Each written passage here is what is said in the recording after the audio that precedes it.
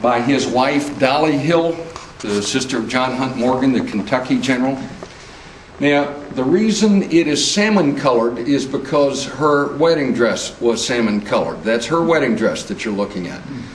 If you were a patriotic man at the beginning of the war, you volunteered to go into the service. If you were a patriotic woman, you ripped up your wedding dress and you made a flag out of it. We've got 12 flags made out of wedding dresses in the collection. One of them that I don't have in here is wonderful. It's a white flag, and simply in blue letters in the middle of it, it says home.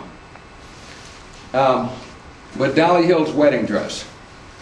Now, there's a cotton version of that flag. And it was not always the same color. Sometimes you saw blue here and red here, as opposed to the red here and blue here. In this case, it's red in a very faded, almost yellow color. Cotton flags, by the way, didn't work very well. At the beginning of the war, everybody made their flags out of silk. Silk was actually pretty durable in combat conditions. And the South ran out of silk. So they started making them out of cotton, and that didn't work very well at all because the cotton would deteriorate in field conditions. So most Confederate flags are made out of wool. That's a pretty rare cotton flag. Here's a flag of 48th Virginia, and it's interesting. Look at the battle honors on it. When you were in a battle, you could then come back and paint or stencil or stitch the battles that you were in. This was a habit that started in the Civil War and it lasts today. If you look at regimental colors in the U.S. military, you'll see banners that hang from the flagpole with battle honors on the banners rather than on the flag. But so far we've talked about this battle flag. This was only the battle flag for the Army of Northern Virginia, Robert E. Lee's command. Robert E. Lee wanted everybody to have the same flag, so he kind of insisted, you know, all you guys give up your old state flags and carry this flag. But other Confederate armies were under the control of Robert E. Lee, and so they did their own thing. If you were from Mississippi or Alabama or fought in the Army of Tennessee, this was the most typical flag that you carried. Now, can you imagine the reaction if you saw that on a baseball hat or a t-shirt? Nobody'd know what the hell you were talking about. But that was the Confederate flag to those fighting men. It's called a Hardee pattern flag, named after a Confederate General Hardee, who wrote the tactical manual for drill of soldiers that was used both north and south. He had been on the West Point faculty. But a Hardee pattern flag.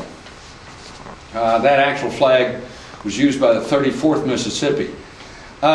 Next coming up, if you were from Missouri, that's the flag that you typically carried. That's your Confederate battle flag. It's called a Van Dorn pattern flag, named after an early Confederate general, Earl Van Dorn. Earl Van Dorn came to an untimely end. He was shot in the back of the head while sitting at a bar because some guy thought that Earl Van Dorn had been making eyes at his wife. Braxton Bragg was a great Confederate. Here, Betty may not know this, but her great-grandfather and my great-grandfather, same person. Their younger brother was named Braxton Bragg Rawls. Early in the war, Braxton Bragg was a big deal. Late in the war, he was a bust, but he designed this pattern flag. Braxton Bragg was out in Tennessee, so he picked up kind of that Army of Northern Virginia St. Andrew's cross. You put 6 pointed stars on it, and yes, this big wide border is pink. Now, you know, I'm not sure I would want to carry a pink flag if I were a soldier, but now here's another flag carried by a lot of Tennessee troops. This is the flag of the 16th Tennessee, called a polk pattern flag. Now, the guy that this is named after was not afraid of being Christian because he was an Episcopalian bishop before the war, and a general in the Confederate Army, a lieutenant general in the Confederate Army.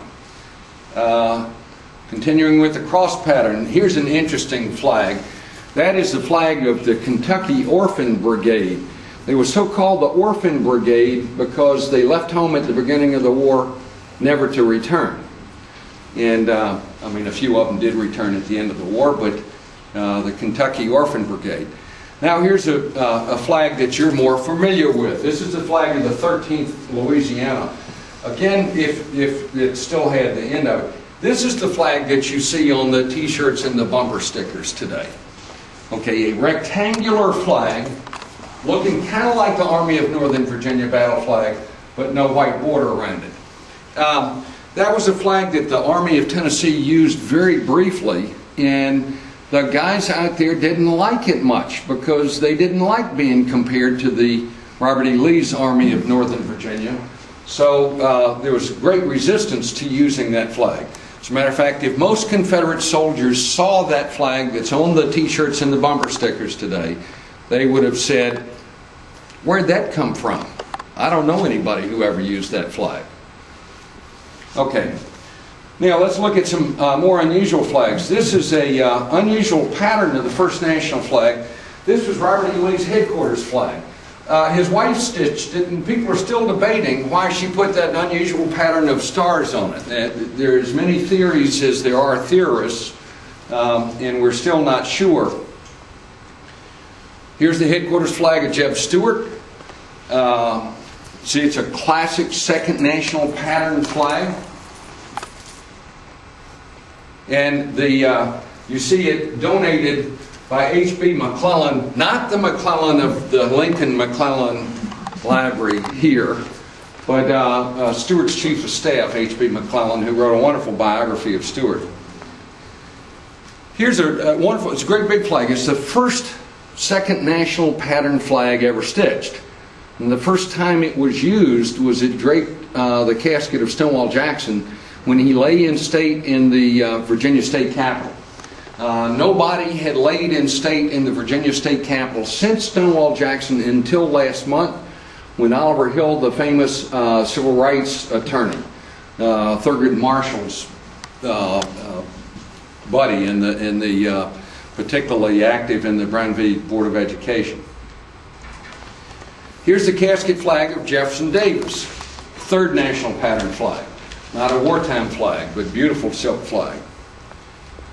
Okay, now, here's the flag of the CSS Shenandoah. I got to talk to you about the CSS Shenandoah. That is the last Confederate flag surrendered during the war. So, does anybody want to guess where the last Confederate fighting unit surrendered? Britain. Liverpool. Does anybody want to guess where the last battle of the Civil War was fought? Texas. I got a vote for Texas. In the Pacific. Alaska? Almost. Alaska? In the Bering Straits off Alaska. The CSS Shenandoah was made in Liverpool for the Confederate Navy, dispatched to the North Pacific to make war on Northern Merchant Marine. Got to the North Pacific, couldn't find anybody, kept going north, north, north, got into the Bering Straits, ran into the Boston-based whaling fleet. Sank 24 ships in 10 days. These were busy guys.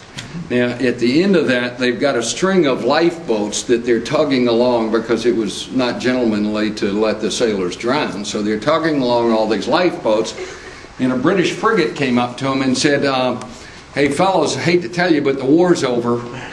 Appomattox was 2 months ago." And so they let all their captured northern sailors go.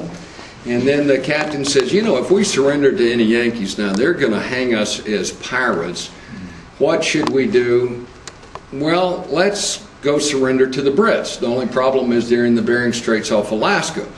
So they sailed around the southern tip of South America, got to the mouth of the Mersey River on November the 6th. Appomattox was April. November the 6th, ran up that flag, sailed right into Liverpool Harbor and surrendered to the Brits.